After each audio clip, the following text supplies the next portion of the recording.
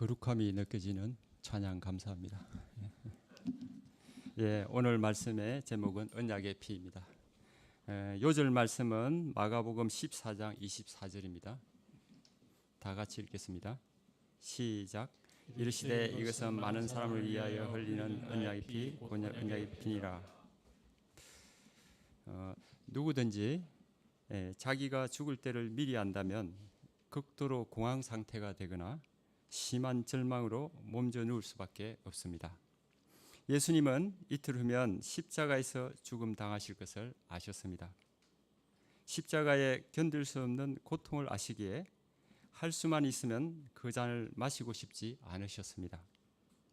그럼에도 그 길을 가고자 하시는 예수님의 마음은 이 피땀을 흘릴 정도로 힘드셨습니다. 그런 중에도 예수님은 향유를 부은 한 여인의 진심을 받아주시고 아직도 불안정한 제자들을 섬겨주십니다. 특히 예수님을 팔아 넘기고자 계획을 한 가롯 유다를 끝까지 사랑하셨습니다. 그리고 유월절 만찬을 통해 떡을 떼어주시고 잔을 부어주심으로 새 언약을 세우십니다. 오늘 말씀을 통해 예수님이 주시는 살과 피의 은혜를 마음에 새롭게 새기며 향유를 드린 여인의 감사와 감동이 우리 마음에도 충만하게 부어지기를 기도합니다. 제1장 예수님께 향유를 부어드린 여인 1절 2절을 보십시오. 이틀이 지나면 유월절과 무교절이라 대제사장들과 서기관들이 예수를 흉계로 잡아 죽일 방도를 구하며 이르되 밀란이 날까 하노니 명절에는 하지 말자 하더라. 유월절을 앞두고 종교 지도자들이 예수님을 잡아 죽일 방법을 찾았습니다. 그런데 예수님을 따르는 무리가 많으므로 밀란이 일어날 것을 염려하여 그들의 계획을 미루고 있었습니다. 유월절은 어떤 날입니까? 구약의 이스라엘 백성들이 애굽에서 430년 동안 노예 생활하다가 하나님의 도우심으로 구원을 받은 날입니다. 하나님은 이 날을 기념하여 하나님의 절기로 삼아 영원한 규례로 대대로 지키도록 하셨습니다. 그러므로 이때가 되면 12살 이상의 모든 유대 남자가 절기를 지키기 위해 예루살렘으로 모여들었습니다. 대제사장들과 서기관들은 이 유월절을 주도적으로 섬겨야 하는 사람들이었습니다. 그러므로 누구보다 하나님 앞에서 거룩함을 회복하고 경건을 유지해야 했습니다. 그런데 이들의 현재 모습은 어떠합니까? 그들은 세속 정치인과 다를 바 없었습니다. 오히려 더 악하였습니다. 자신들의 권위와 이익이 침해당하자 예수님을 죽일 모의를 하고 있었습니다. 저자 마가는 이들과 대조되는 한 여인을 이어서 소개합니다. 3절을 보십시오. 예수께서 베다니 나병 환자 시몬의 집에서 식사하실 때에 한 여자가 매우 값진 향유 곧 순전한 나드 한 옥합을 가지고 와서 그 옥합을 깨트려 예수님의 머리에 부으니, 이 일은 돌발적인 사건이었습니다. 여인이 부은 순전한 나드 향유는 히말리아 산록에서 자생하는 스파이크 나드라는 식물의 뿌리에서 추출을 하였는데 팔레스틴 지방에서는 모두 수입했으므로 매우 비쌌습니다. 요한복음에는 나드 한 근이라고 적고 있는데 5절에 따르면 그 가격이 300데나리온이나 되었습니다. 이는 성인 남자 1년 품삯이며 오늘날로 환산하면 수천만 원에 해당합니다. 이 향유는 당시 처녀들이 수년에 걸쳐서 조금씩 옥합에 모아 놓았다가 결혼할 때가 되면 팔아서 지창금으로 사용하였습니다. 따라서 이 여자가 그 비싼 향유를 송두리째 예수님께 부었다는 것은 결혼의 꿈을 드린 것과 다름이 없습니다. 그러면 그녀는 왜 이런 일을 벌인 것입니까? 오늘 말씀의 평행 구절인 요한복음 12장 3절을 보면 이 여자는 나사로의 동생 마리아였습니다. 마리아는 평소 사려 깊고 내성적인 성격으로 영적인 관심이 많았습니다. 그러다 방문하신 예수님의 말씀을 듣고 메마른 심령에 생명의 생수를 공급받았습니다. 그런데 마리아에게 큰 충격적인 일이 생겼습니다. 집안의 생계를 책임지는 오빠 나사로가 중병이 들어 위독하게 된 것입니다. 다급한 마음으로 예수님께 도움을 청하였는데 예수님은 어찌된 영문인지 나사로가 죽은 지 나흘이나 지난 후에 도착하셨습니다. 마리아는 예수님을 원망하였습니다. 믿었던 만큼 실망도 컸습니다. 예수님은 마리아가 우는 것을 보시고 몹시 안타까워하십니다. 그때 예수님이 나사로야 나오라 큰 소리로 말씀하시자 나사로가 온몸이 배로 동인 채로 걸어 나왔습니다. 비로소 마리아는 예수님이 메시아이심을 깨달았습니다. 또 죽은 자를 다시 살리시는 능력을 보았습니다. 가정의 행복을 회복해 주신 은혜가 너무 감사했습니다. 온통 전심을 다 포연하지 않고는 견딜 수 없었습니다. 그 후 예수님이 이웃 시몬의 집에 식사하신다는 소식을 들었습니다. 그때 자신에게 가장 귀한 옥합을 가져가서 깨트려 예수님의 머리에 부어드렸습니다. 그러자 나대 향기가 온 집안에 가득하였습니다.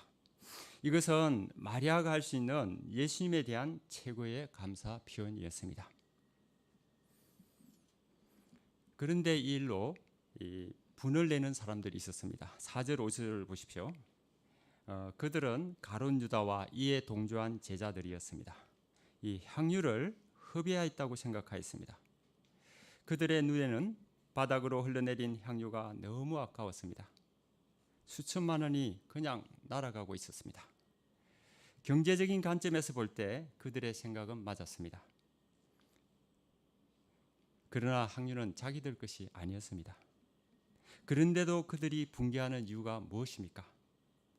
그들이 정말로 가난한 자들을 불쌍히 여겼기 때문입니까? 요한복음 12장 6절을 보면 다음과 같이 적고 있습니다.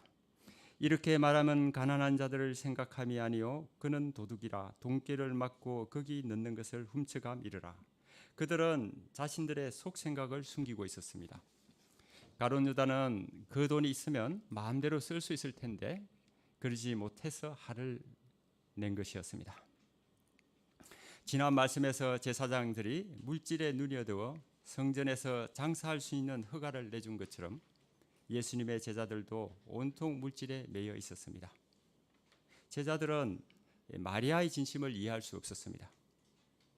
이처럼 진심을 모르는 사람들은 오히려 진심을 드리는 자들을 핍박하고 책망합니다. 세상은 믿음으로 사는 사람들이 주님께 드리는 헌신과 사랑을 무모하게 허비한다고 생각합니다. 그러나 예수님의 반응이 어떠합니까? 6절에서 8절을 보십시오. 가만두라, 괴롭히지 말라고 하십니다. 나의 장사를 위해서 미리 준비하였다고 하십니다. 예수님은 여인의 행동을 영적으로 보셨습니다. 그리고 하나님의 구원 역사를 위해 행한 일로 보시고 축복하십니다. 9절을 보십시오. 내가 진실로 너희에게 이르노니 온 천하에 어디서든지 복음이 전파되는 곳에서는 이 여자가 행한 일도 말하여 그를 기억하리라 하시니라. 마리아는 순수하게 옥합을 드렸지만 주님은 이것을 다 받으시고 귀하게 사용하십니다. 마찬가지로 우리가 주님께 드리는 진심도 받으실 것입니다. 그러므로 우리를 우습게 보는 세상에 위축될 필요가 없습니다. 사람들은 몰라줘도 주님은 우리가 드리는 옥합을 하나님 역사에 귀하게 쓰시고 축복해 주실 것을 믿습니다. 우리는 사람들에게 인정받는 것이 아니라 하나님께 인정받는 것이 중요합니다. 찰스 토마스 스터드는 학생 복음 운동의 원조인 영국 캠브리지 세븐 중 한 사람이며 대학 졸업 후 46년 동안 중국과 인도와 중앙아프리카를 개척한 선교사입니다. 그가 처음 선교를 위해 헌신하려고 결심한 것은 캠브리지 대학의 크리켓 선수로 당대 최고의 인기를 누리던 시기였습니다. 이런 그가 선교를 떠난다는 것은 지금까지 누려온 많은 것을 포기하는 것을 의미하였습니다. 그런데도 이같이 회심하게 된 계기는 그의 형 조지가 병에 걸려 위독한 상황에 놓이면서였습니다. 매일 밤 삶과 죽음 사이를 오가는 형을 침대 곁에서 바라볼 때 세상 명예와 쾌락이 어떤 가치도 없음을 깨달았습니다. 그러던 중 무디의 설교를 통해 구원의 기쁨을 찾고 삶을 하나님께 바치고서 결단하였습니다. 그리고 중국으로 건너가 물려받은 50만 달러에 이르는 재산을 모두 가난한 사람들에게 나누어주고 검소하게 살면서 10년 동안 선교 활동을 하였습니다. 특히 마약 중독자들에게 헌신하였는데 이는 그들이 복음을 통해 새 삶을 살기를 바랐기 때문이었습니다. 그러나 1894년 건강이 악화되면서 다시 영국으로 돌아올 수밖에 없었습니다. 그런 상태에서도 그는 미국과 유럽 전 지역 캠퍼스를 순회하면서 학생들에게 선교 비전을 심는 부흥 집회를 가졌습니다. 이런 활동을 통해 수백 명의 학생들이 해외 선교사로 자원하게 되었습니다. 그 후 아버지의 유언을 따라 가족과 함께 인도로 선교를 떠나 그곳에서 6년간 활동을 하다가 또다시 건강 문제로 영국으로 돌아온 그는 어느 날 길을 가다 식인종들도 선교사를 기다린다는 문구를 보게 되었습니다. 그리고 중앙아프리카로 황금을 찾기 위해 상인들은 몰려들지만 복음을 전하러 오는 사람은 아무도 없다고 적혀 있었습니다. 이에 아프리카로 떠나기로 결심했는데 당시 그는 여전히 건강이 악화된 상태였으므로 주변 사람들이 걷고 말렸고 의사도 가면 죽을 수 있다고 경고하였습니다. 그러나 황금을 얻기 위해 도박을 하는 사람도 있는데 나는 하나님을 위해 도박을 하겠다며 고집을 꺾지 않고 아프리카로 가서 18년 동안 선교 사역을 감당하였습니다. 그의 이 같은 헌신으로 많은 아프리카 사람들이 복음을 듣고 세례를 받았습니다. 마침내 그는 1931년 71세를 일기로 콩고에서 생을 마감했는데 7천 명에 이르는 원주민들이 그의 장례를 보기 위해 찾아왔습니다. 스튜드는 다음과 같은 말을 남겼습니다. 인생은 한 번뿐이고 그것은 곧 지나가고 말 것이나 그리스도를 위해 한 일은 영원할 것이다. 에콰도르 캠퍼스 선교를 위해 옥합을 드린 김한나 선교사님의 시입니다. 누가 나를 이곳으로 옮겨왔을까? 낯선 흙, 모르는 바람, 뿌리를 끌어안은 채 하늘을 본다. 구름아 너는 좋겠다. 그리운 그 땅을 볼 수 있어서. 바람아 너는 좋겠다. 내가 아는 그 땅에 갈 수 있어서.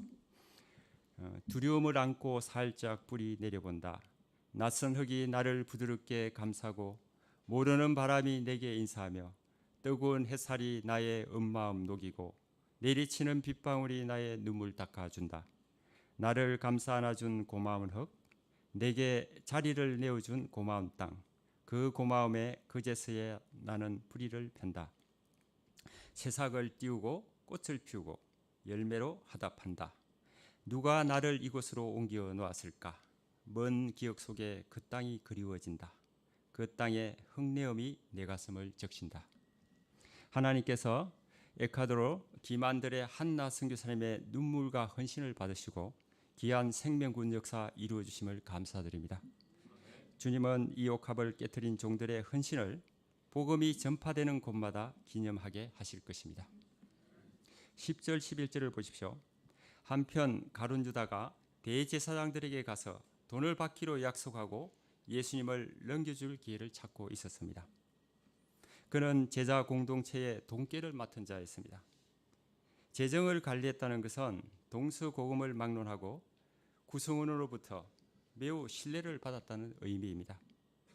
이런 대우를 받던 그가 왜 이렇게 된 것입니까? 그동안 예수님을 통해서 기대하는 것이 있었는데 더 이상 그것을 얻을 수 없다고 생각했는지 모릅니다. 앞의 옥합 사건 때 유다는 예수님께 드려진 향유를 허비하였다고 하였습니다. 예수님에 대해서는 관심이 없고 바닥에 흘러내린 향유에 가민하게 반응하였습니다. 요한은 이런 글을 동계에 넣는 것을 훔치는 도둑이라고 적고 있습니다. 이를 볼 때 가룟 유다의 배신에 대한 여러 가지 설명이 있지만 물질에 대한 욕심이 많았음이 분명합니다. 이는 옥합을 드린 마리아와 정반대되는 가치관입니다. 대제사장들은 예수님의 제자 중 배반자가 놓은 것을 기뻐하였습니다. 이제 예수님을 쉽게 잡을 수 있는 방법이 생긴 것입니다. 유다가 물질적 가치관에 사로잡혔을 때 결국 사탄의 종이 될 수밖에 없었습니다. 마리아가 행한 일이 복음이 전파되는 곳마다 기억된 것처럼 이 유다의 배신은 영원히 신자들의 입에 오르내리게 되었습니다. 이 얼마나 전율이 느껴지는 결과입니까? 가룟 유다의 실패는 우리에게 자기 유익을 붙드는 물질적인 가치관이 얼마나 무슨 올무가 될 수 있는지 깨우쳐 줍니다. 제2장 언약의 피. 드디어 유월절 양 잡는 날이 되었습니다. 이제 한밤중이 되면 예수님은 대제사장이 보낸 무리들에게 체포되실 것입니다. 예수님은 이 땅에서의 마지막 유월절 만찬을 제자들과 함께 하고자 하십니다. 베드로와 요한은 예수님이 말씀하신 대로 성 안에서 물동이를 가지고 가는 사람을 따라가서 집주인을 만나 큰 다락방을 구하고 유월절 음식을 준비하였습니다. 이날 준비된 메뉴는 맛자라는 무교병, 썬나물, 파슬리, 소금물 등으로 모두 출애굽 시절의 고난을 기억하기 위한 거친 음식들이었습니다. 날이 저물자 예수님은 제자들과 만찬을 시작하셨습니다. 이 자리에는 가룟 유다도 함께하였습니다. 이때 예수님은 충격적인 말씀을 하십니다. 18절을 보십시오. 다 앉아 먹을 때 예수께서 이르시되 내가 진실로 너희에게 이르노니 너희 중에 한 사람 곧 나와 함께 먹는 자가 나를 팔리라 하신대. 제자들에게 청천벽력 같은 말씀이었습니다.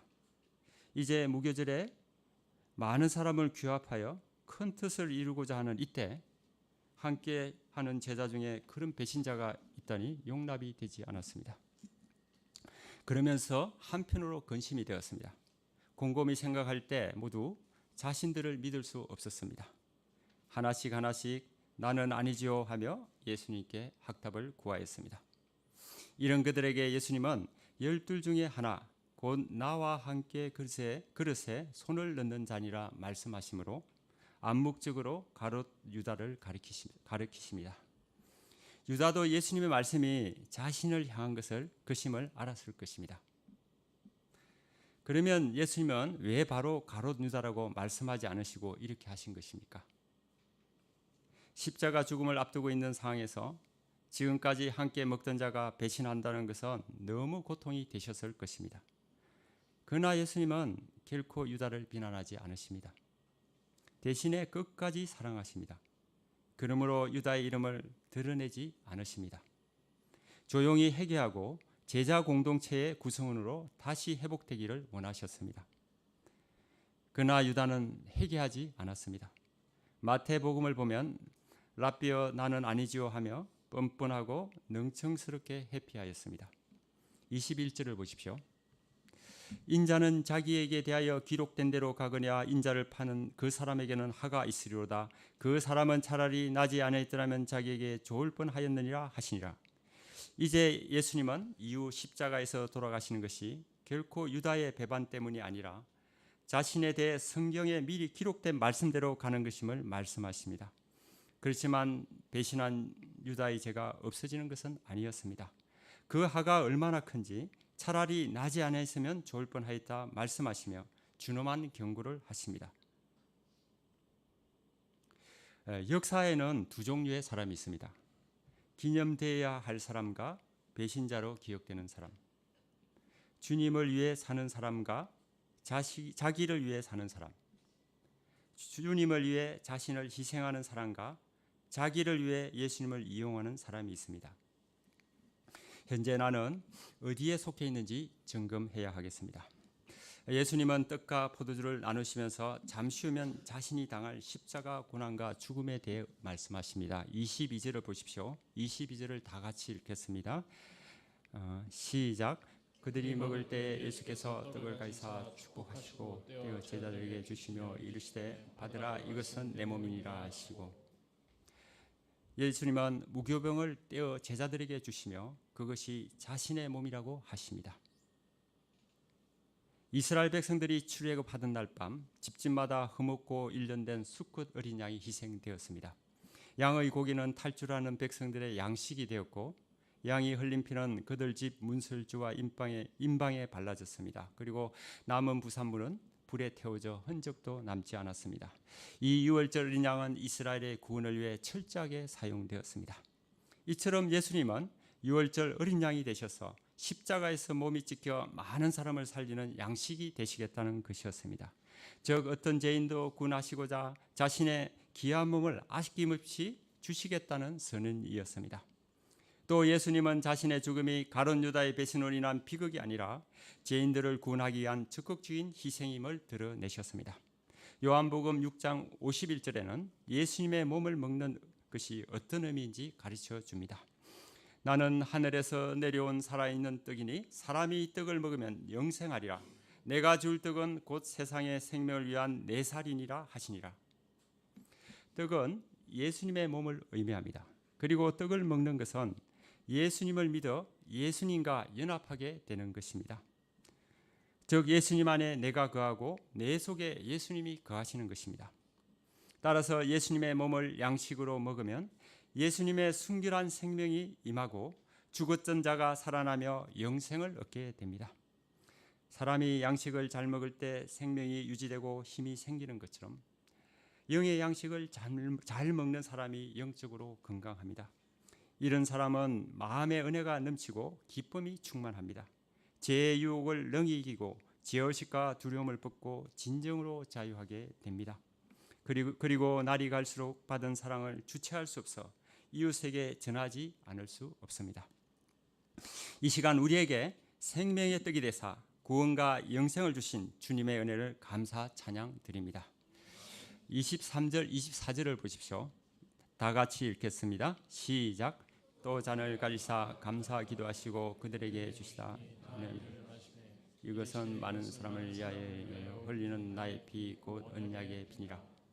이제 예수님은 포도주를 주시며 나의 피 곧 언약의 피라고 하십니다. 언약의 피는 언약을 위해 흘리는 피를 뜻합니다. 하나님은 출애굽한 이스라엘 백성을 하나님만 섬기는 제사장 나라 거룩한 백성으로 세우고자 하셨습니다. 감격한 이스라엘 백성들은 여호와께서 명령하신 대로 우리가 다 행하리이다 하며 일제히 응답하였습니다. 하나님은 이를 기초로 모세를 통하여 십계명과 율법을 주셨습니다.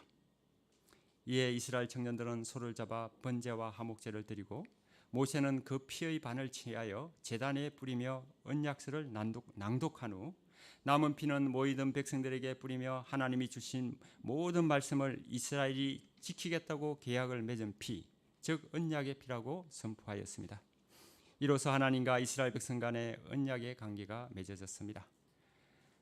그러나 그들은 지도자 여호수아와 그 세대가 이 땅을 떠나자 바로 하나님과 맺은 언약을 어겼습니다. 그토록은 하나님을 섬기나 마음은 주위 다른 신들에게 가 있었습니다.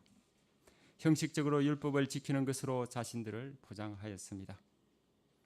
수없이 많은 선지자를 보냈지만 그들은 돌이키지 않았습니다. 예수님 시대에 와서는 하나님이 임재하시는 성전을 장사하는 소굴로 만들었습니다. 결국 이 언약은 이스라엘의 실패로 깨지게 되었습니다. 그러나 신실하신 하나님은 이런 그들을 포기하지 않으시고 예수님의 피를 통한 새 언약을 준비하셨습니다. 예레미야 31장 31절에서 33절입니다. 다 같이 읽어보시겠습니다. 시작. 여호와의 말씀이라 보라 날이 이르니 내가 이스라엘 집과 유다 집에 새 언약을 맺으리라. 이 언약은 내가 그들의 조상들과 손을 잡고 애굽에서 인도하여 내던 날에 맺은 것과 같이 아니할 것은 내가 그들의 남편이 되었어도 그들이 내 언약을 깨뜨렸음이라. 여호와의 말씀이라. 그러나 그날 후에 내가 이스라엘 집과 맺은 언약은 이러하니 곧 내가 나의 법을 그들의 속에 두며 그들의 마음에 기록하여 나는 그들의 하나님이 되고 그들은 내 백성이 될 것이라. 여호와의 말씀이라. 예수님은 잠시 후 자신이 십자가에서 흘리실 피를 새로운 언약의 피로 선포하십니다.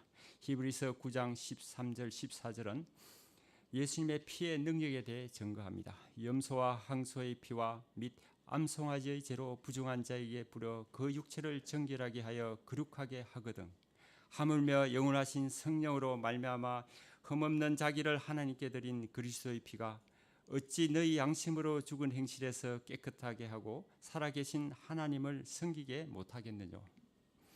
예수님의 피는 어떤 죄인의 피도 어떤 죄인의 죄도 사하여 새 사람 되게 하는 능력이 있습니다. 예수님의 피로 세워진 새 언약을 마음에 새길 때 하나님은 이 피의 능력으로 우리의 죄악된 본성을 근본적으로 변화시켜 주십니다. 그리하여 비로소 우리로 하여금 하나님과 화목을 이루고 하나님이 그토록 원하시는 거룩한 백성으로 살도록 하십니다. 사도 바울은 그 은혜를 다음과 같이 노래합니다. 고린도후서 5장 17절입니다. 그런즉 누구든지 그리스도 안에 있으면 새로운 피조물이라. 이전 것은 지나갔으니 보라 새 것이 되었도다. 신앙생활은 예수님의 피로 인한 은혜를 기억하고 감사하는 생활입니다. 우리가 예수님의 피를 의지하는 한 잠시 실수와 허물이 있을지라도 하나님은 그 피로 씻겨주시고 새 언약의 백성으로 계속 살게 하십니다. 이것은 구약의 이스라엘 백성에게는 주어지지 않았고 우리를 조롱하는 세상 사람들은 도무지 알 수 없고 가질 수 없는 우리만의 특권입니다. 이 시간 예수님의 몸과 피로 새 생명을 주시고 영원한 평화 누리게 하심을 감사합니다. 크고 놀라운 평화가 내게 있네. 이 세상에는 없는 평화. 나의 영혼과 몸 주께 드립니다. 오 놀라운 나의 구주. 나의 일생을 인도해 주옵소서. 나의 생각도 주가 나사 주의 뜻대로 날 다스리옵소서. 오 놀라운 나의 구주. 오 놀라운 주, 오 놀라운 주. 저 천군과 천사들 경배하네. 나 엎드려서 주 경배하리. 오 놀라운 구주 예수. 예수님이 제자들에게 떡을 떼어 주실 때 누가복음에서는 이를 행하여 나를 기념하라 하신 주님의 말씀이 나옵니다. 나를 기념하라는 것은 예수님이 우리를 위해 십자가에서 몸을 찢기고 피를 흘리신 사실을 마음에 새기고 간직하라는 것입니다. 십자가가 부담스럽고 마음에서 희미해질 때 신앙생활을 의무감, 책임감으로 할 수밖에 없습니다. 그러면 무기력해지고 한눈을 팔기 쉽습니다. 그럴 때 주님의 십자가를 놓치고 있다고 바로 진단해야 하겠습니다. 그리고 골방에서 기도드리며 일용할 양식을 통해 주님의 몸과 피를 먹고 마셔야 하겠습니다. 그러면 주님은 놀라운 힘을 주실 것입니다. 그리고 새로운 감사와 평화와 소망이 우리 내면에 가득하게 될 것입니다. 또 나를 기념하라는 것은 주님의 십자가 복음을 주님이 다시 오실 때까지 전하라는 것입니다. 고린도전서 11장 26절입니다. 너희가 이 떡을 먹으며 이 잔을 마실 때마다 주의 죽으심을 오실 때까지 전하는 것이니라. 예수님은 자신의 몸과 피로 우리를 구원하셨고 또 남아있는 이 땅에 믿지 않는 사람들을 구원하고자 하십니다. 이를 위해 주님이 다시 오실 때까지 우리를 통해 주님이 세우신 새 언약이 땅끝까지 전파되기를 원하십니다. 우리가 날마다 주님이 주시는 능력과 열정으로 이 사명을 잘 감당하기를 기도합니다. 25절 26절을 보십시오. 예수님은 자신에게 임박한 죽음을 드러내십니다. 그리고 제자들에게 하나님 나라에 대한 소망을 심으시고 유월절 만찬을 마치신 후 찬미하고 감람산으로 가셨습니다. 이번 수양의 직전 손목 수술을 위해 혈액 검사를 하였는데 당뇨병 전 단계로 나왔습니다. 저는 놀라서 그동안 그렇게 좋아하던 흰쌀밥과 국수를 바로 끊고 현미 보리밥과 야채를 먹기 시작하였습니다. 또 진료 후 오후 4시경 허기진 상태에서 급하게 먹던 빵과 라면을 더 이상 먹지 않았습니다. 그리고 퇴근 후 아무리 피곤해도 무조건 1시간씩 중랑천에서 걷기를 하였습니다. 그러자 그동안 마른 비만 상태로 올챙이 배처럼 불렀던 배가 줄어들기 시작하였습니다. 3주가 지나자 검고 자갈같이 보이던 보리 알곡들이 더 이상 부담스럽지 않고 먹는 맛을 느낄 수 있었습니다. 영적 건강도 이와 마찬가지인 것을 깨닫습니다. 제가 예수님의 십자가 은혜로 변화되어 복된 인생을 살고 있는데 이전에 즐기던 것, 이생의 자랑, 안목의 정력을 끊지 않고 적당히 타입하면 영적 성인병에 걸릴 수밖에 없습니다. 그동안 새벽 기도를 한다고 자족하고 있었는데 제 안에 있는 율법과 외식을 회개해야 하겠습니다. 새롭게 예수님의 살과 피를 먹고 마심으로 저희 속사람이 다시 회복되기를 기도합니다. 날마다 말씀과 기도를 삼으며 영적으로 건강한 청년이 되어 주의 일에 계속 충성할 수 있기를 기도합니다. 결론입니다. 예수님은 유월절 어린 양이 되셔서 십자가에서 몸이 찢기고 피를 쏟으심으로 새 언약을 세우셨습니다. 그러므로 이 언약을 붙든 사람은 어떤 죄인일지라도 새 사함 받고 새 생명을 얻게 됩니다. 그 은혜로 인하여 우리도 구원받고 새 사람이 되었습니다.